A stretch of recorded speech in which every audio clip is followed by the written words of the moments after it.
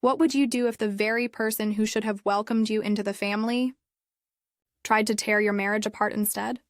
My mother-in-law thought she could control everything. My husband, my life, even my future. She whispered lies, set traps, and smiled while planning my downfall. But what she didn't know is that secrets don't stay buried forever.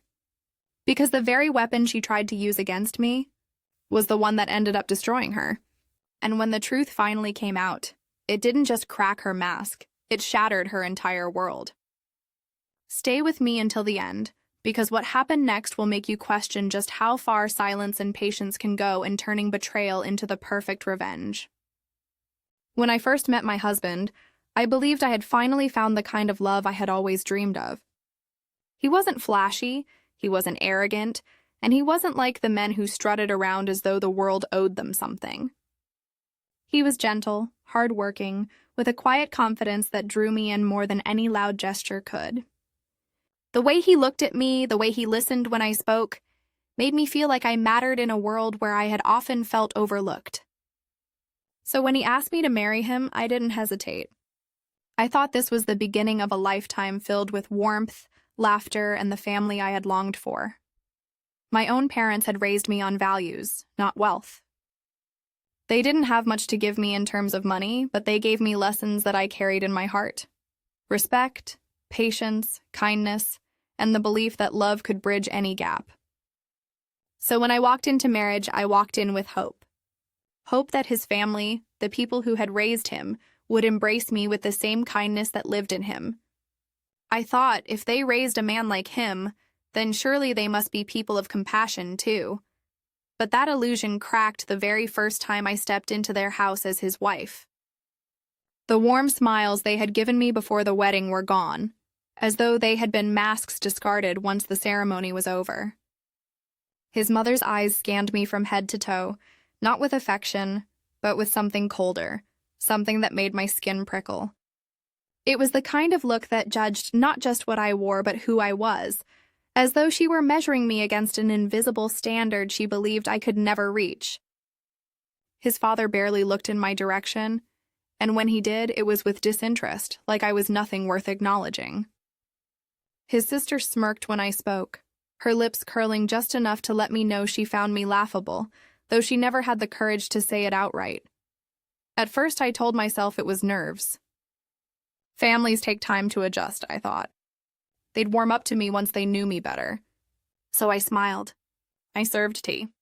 I laughed at their stiff jokes. I tried to fit in where I clearly wasn't wanted. But soon, the truth unfolded in small, deliberate humiliations.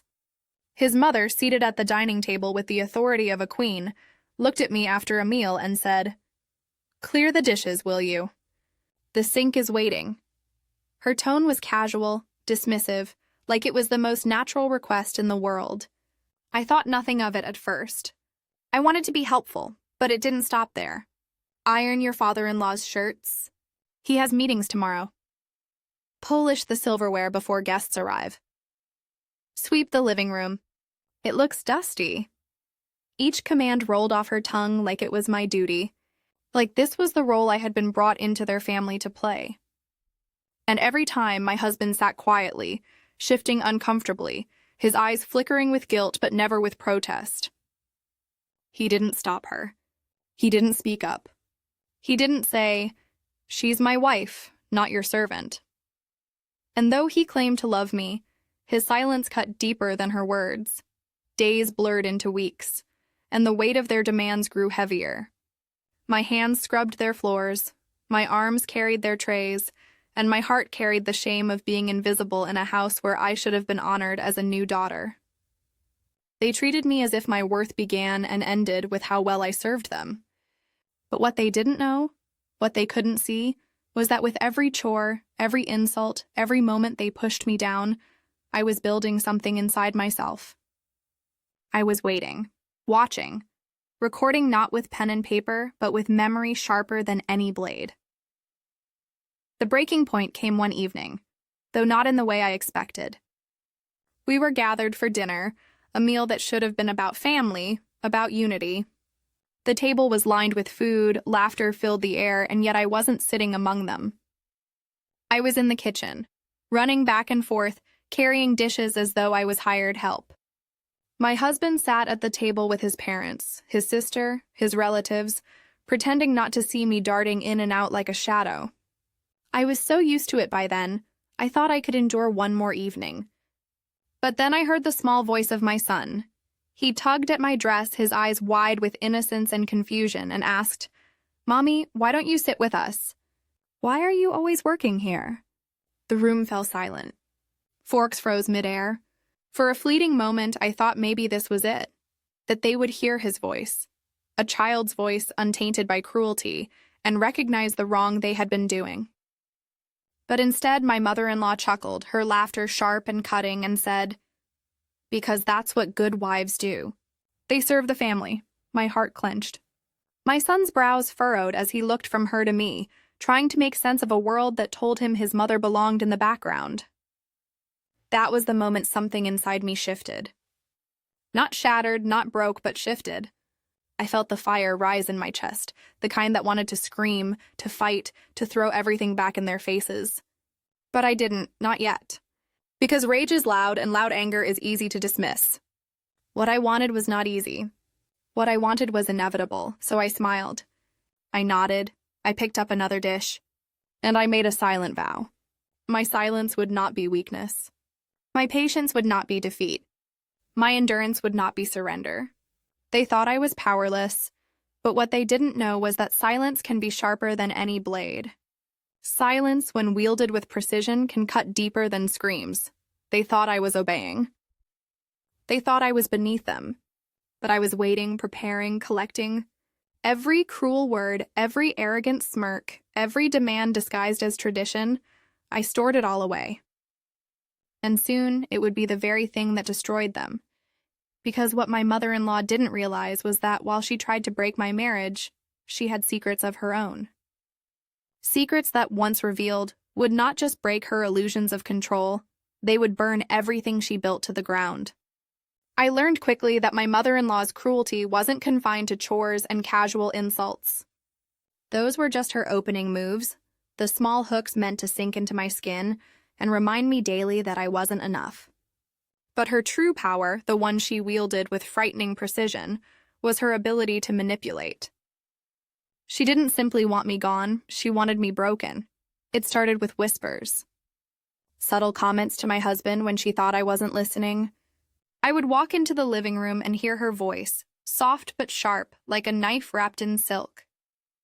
"She doesn't respect our traditions," she would say, sighing heavily, as though the weight of my failure was hers to bear. "She's not refined. Not what I pictured for you." Then her voice would drop lower, and though I couldn't catch every word, I caught enough. "You could do better." "You deserve better," my husband never argued. Sometimes he mumbled something about loving me, about choosing me, but his words were weak, easily drowned out by her conviction. And when he emerged from those conversations, he looked at me differently. Not with anger, not yet, but with doubt. The kind of doubt that grows quietly, like cracks spreading across glass, invisible until it shatters. The whispers turned into staged performances. She would accidentally leave doors open so I could hear her lamenting to relatives on the phone. "I don't know how long I can endure this," she'd sigh. "She just doesn't belong. She's tearing this family apart." Always loud enough for me to hear, always careful enough to make it seem unintentional. And when relatives visited, they looked at me with pity, as if I was a burden they were forced to tolerate. But her most dangerous weapon wasn't what she said about me. It was what she made my husband believe. She planted doubts like seeds, watering them with half-truths until they sprouted into ugly vines that wrapped around his mind. "Did you know she talks back when you're not around?" she whispered. "She complains about this family. Or worse, she's not loyal to you. I've seen the way she looks at other men. Lies so absurd, so venomous, yet delivered with the calm assurance of a mother who only wanted to protect her son. And he, my husband, the man who once swore to stand by me, began to listen. He came home quieter, colder. His eyes searched me as though looking for confirmation of her stories. And when I asked him what was wrong, he shook his head and muttered, "Nothing." But nothing is never nothing. Nothing is a silence that screams, "I could have fought back." I could have screamed, argued, defended myself, demanded he choose between us. But what would that have accomplished? It would have only proven her right in his eyes, that I was dramatic, emotional, unstable. That I couldn't keep peace in the family, so I chose silence. Not the silence of defeat, but the silence of strategy. While she thought she was winning, I was observing. While she thought she was tearing me down, I was building a case against her. And slowly, small cracks appeared in her mask. She was careful, always careful, but no one can keep secrets forever. I noticed the way she left the house some evenings, dressed too finely for a simple errand, her perfume lingering long after the door closed. She would return hours later claiming she had visited a friend, but her stories never matched. Once she said she had been at the temple, but her shoes carried no dust, her scarf no scent of incense. Another time she claimed she was shopping, but the bags she brought back were empty, folded neatly inside her purse as if she had carried them only for show. I didn't confront her. Not yet. Instead, I began to collect. I remembered the time she left, the inconsistencies in her words, the way her eyes darted when I asked simple questions. I noticed the hushed phone calls, the way she locked her room afterward, guarding it like a fortress. And though I had no proof yet, I had a feeling. A woman so intent on destroying others always has something to hide herself. But she wasn't content to only poison my husband against me. She wanted me humiliated, isolated. She engineered scenes designed to break my spirit in front of others. During family gatherings, she would make sly comments about my cooking, forcing laughs from the relatives. "It's edible," she'd chuckle, though not quite like ours. If I dressed well, she would remark that I was showing off.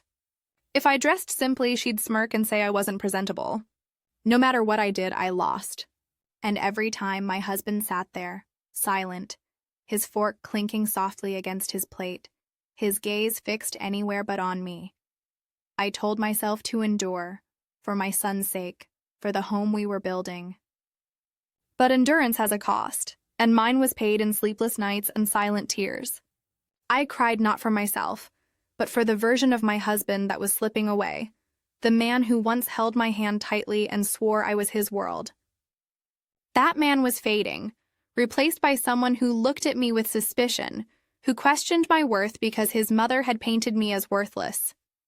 Yet even in the midst of despair, I held on to one thing, my vow. I would not be broken. I would not give her the satisfaction of watching me crumble, because I knew something she didn't. Secrets rot in silence, and hers were beginning to smell. All I needed was patience, and patience I had in abundance, so I waited. I smiled when she insulted me. I bowed my head when she commanded me. I acted the part she thought she had written for me. And all the while I listened, watched, remembered. Because when the moment came, and I knew it would come, it would not be loud. It would not be messy. It would be precise, devastating, irreversible. What my mother-in-law didn't realize was that in her obsession with controlling me, she had left herself exposed. And the secret she thought she had buried deep was already clawing its way to the surface. The storm broke on a day that should have been filled with celebration. It was my husband's birthday, and the house swelled with relatives, neighbors, and friends.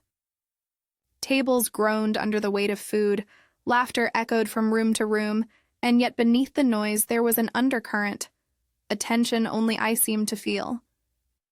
My mother-in-law floated through the house like a queen presiding over her court, her smile radiant, her voice honeyed, but her eyes never softened when they landed on me. She had prepared this gathering with care, not just for her son's birthday, but as another opportunity to humiliate me. I knew it from the way she arranged the seating, placing me at the far end of the table as though I were an afterthought. I knew it from the way she whispered into relatives' ears, their glances slicing toward me with barely concealed disdain. And I knew it most of all from the smug satisfaction on her face whenever I walked past, as though she had already written the ending of this story, and I was fated to lose. But what she didn't know, what no one knew, was that this was the day I had chosen. This was the stage she had built with her arrogance, and it was here, in front of everyone she sought to impress, that her mask would finally shatter. The evening unfolded as expected. Toasts were raised, gifts were given, and laughter swirled through the air like smoke. I played my role, quiet and compliant, pouring drinks, serving plates, smiling when spoken to. But inside, my pulse drummed with anticipation. Every second that passed brought me closer to the moment I had been waiting for. It began when my mother-in-law stood, her glass lifted high, her voice carrying over the table. "To my son," she declared, her eyes glistening with false pride. "To the man who deserves only the best in life. And may he always be protected from those who wish to drag him down." Her gaze flicked to me. A fleeting but deliberate cut, and the table erupted in applause. I lowered my eyes, biting back the sting of humiliation, but inside I almost smiled. She had given me the perfect opening. When the applause faded, I rose slowly, my hands steady despite the fire racing through my veins. All eyes turned to me, surprise flickering across faces that were so used to my silence. Even my husband looked startled, his brow furrowing as though unsure of what I could possibly have to say. "I'd like to make a toast as well," I said softly, my voice carrying more weight than volume. "Not just to my husband, but to the truth. Because in this house, truth has been buried for far too long." A ripple of unease moved through the room.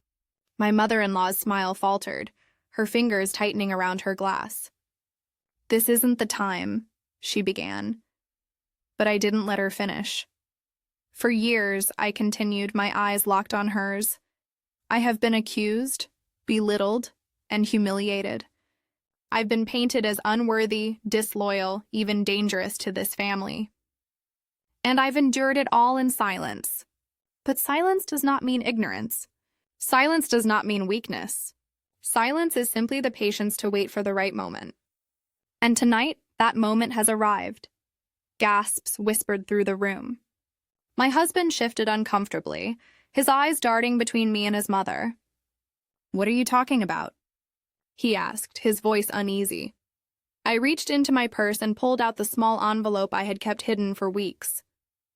It trembled slightly in my hand, not from fear, but from the sheer weight of what it contained.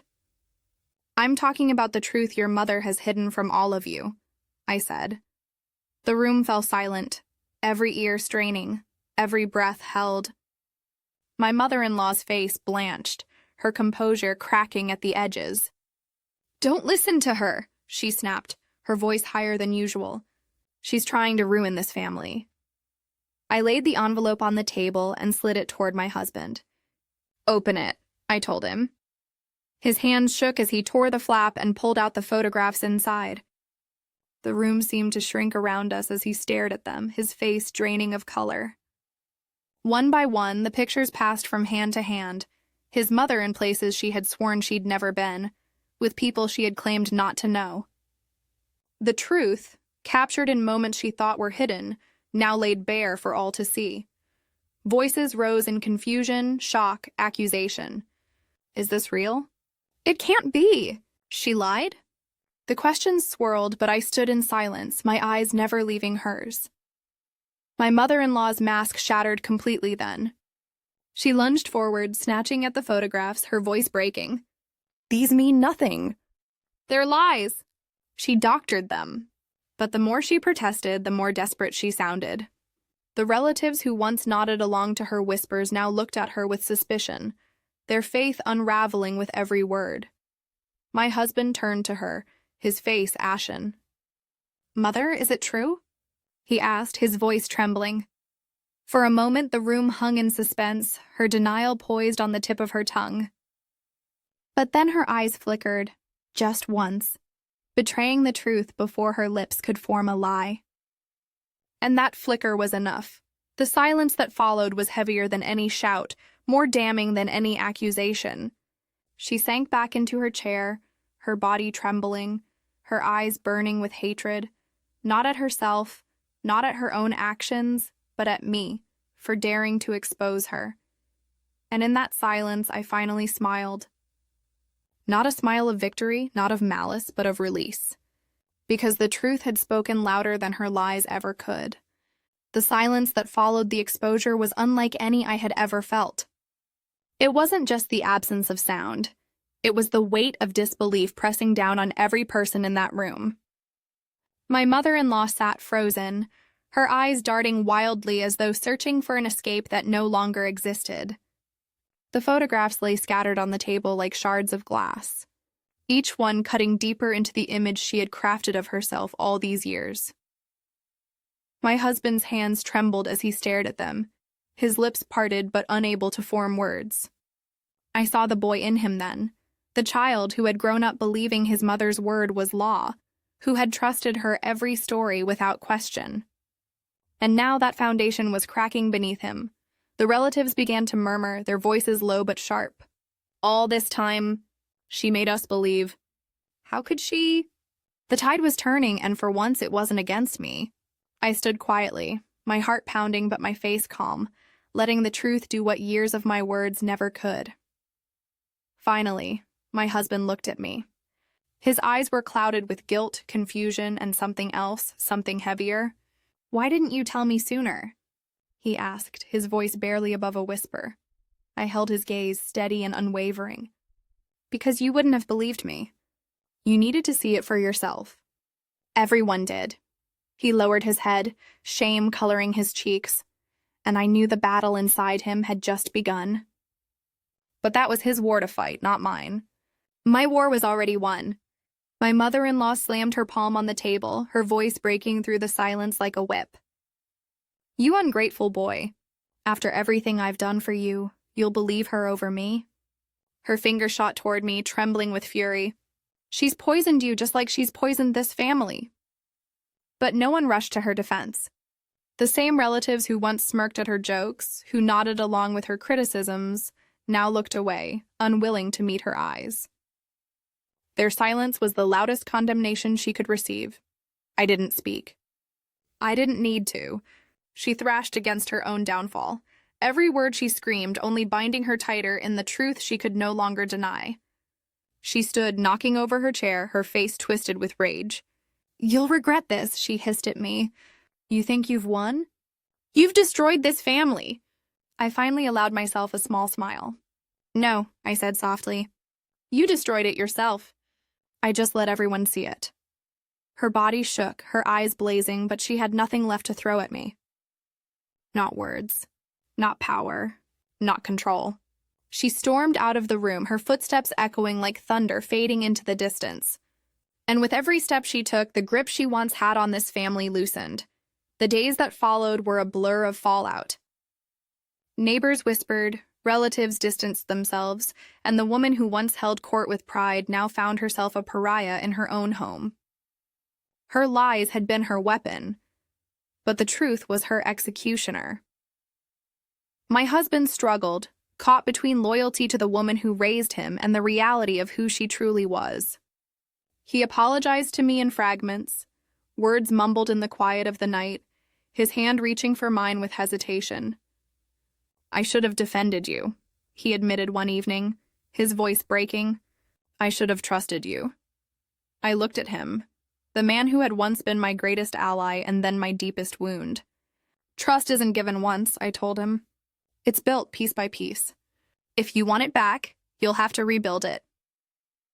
He nodded, his eyes heavy with remorse, and though forgiveness was not immediate, it was possible. Because unlike his mother, he was capable of change. As for her, she retreated into silence. The woman who once filled rooms with her commands and her criticisms now avoided the very people she had once dominated. She no longer dared to look me in the eye, no longer dared to speak my name with disdain. In her defeat, she had finally learned what it felt like to be invisible. And me? I rose. Not loudly, not with vengeance shouted from rooftops, but with quiet strength. I reclaimed my place at the table, not as a servant, not as an afterthought, but as the wife and mother I was always meant to be. My son no longer asked why I wasn't sitting with them. He saw me there beside his father where I belonged. I learned that revenge doesn't always come with fire and fury. Sometimes it comes with patience, with silence, with the unshakable belief that truth will always find its way to the surface.